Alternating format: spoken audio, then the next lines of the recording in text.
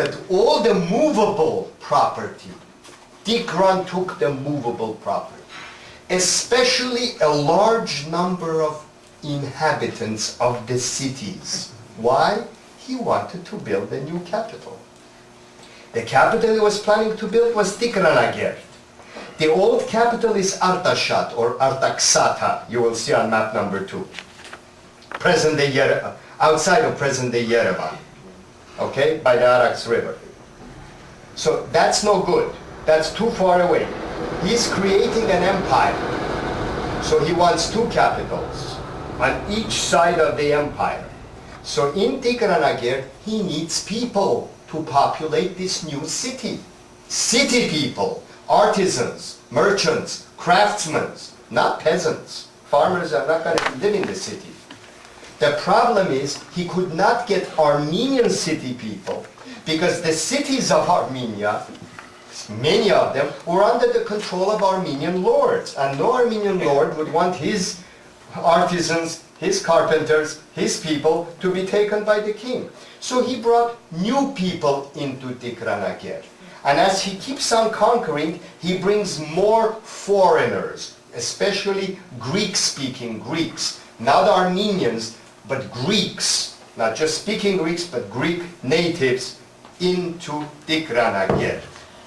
So this was extremely important for them. Rome very soon, Rome cannot tolerate this. So look what the Roman Asia province is. Rome sends General Sulla. Sulla comes in, kicks Mithridates out of Cappadocia, doesn't attack Armenia, out of Cappadocia, and very soon begins to penetrate or send Roman troops to the ports of Pontus, as you can see here, Heraclea, to the map number 1, to Phrygia, to Pisidia, Pamphylia, Bithynia.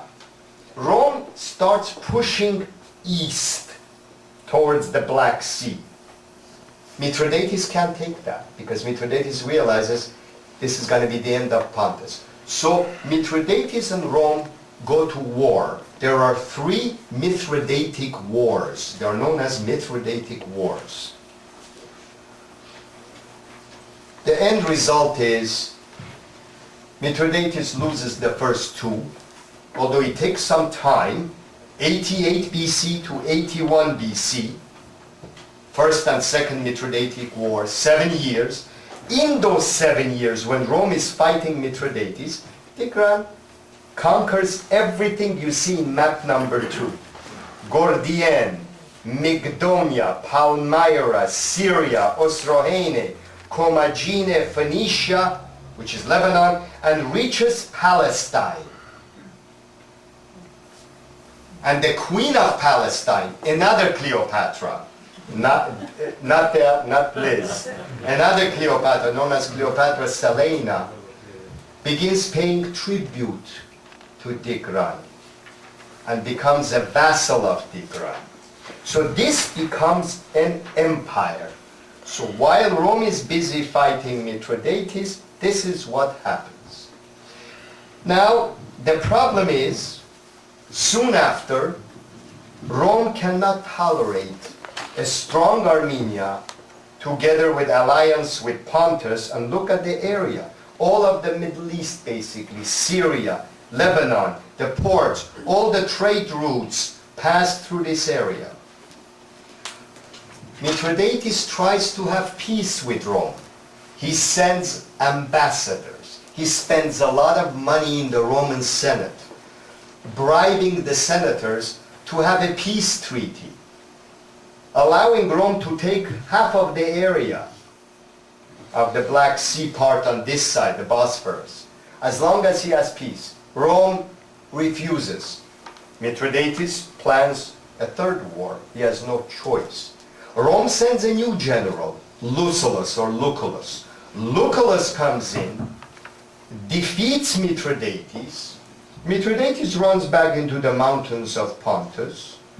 And this is the biggest mistake that some historians, including Manandian, say that Tigran did. Tigran tried to remain neutral. Tigran did not involve himself in this war at all, did not help Mithridates. the friends of Mithridates in this third war were Roman democratic group in Rome. Rome, like the United States Senate, had two groups. The liberals and the conservatives, although they're not called that. Okay? And the democratic faction did not like what was happening to the Roman Republic, of all these adventures in the East, all these excuses to attack and to loot, because most of the generals went there to make money. It was a good opportunity. As you know, war can make some people very rich. You should have bought certain stock. You made a mistake 6, 7 years ago. You would have retired now. So, war can make you rich depending who you are. And so this is what happens. We have records that many of these generals, when they came back, they brought so much money, and we have, I'll tell you later on, the amount of money that they brought back from all these areas besides slaves, that they were famous for the rest of their lives. They gave weekly banquets.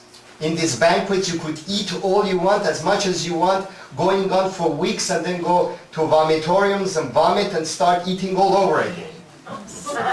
And these were known as the famous banquets of Lucullus. This Lucullus general was very, very famous for his banquets, because he came back with loads of gold and silver and slaves.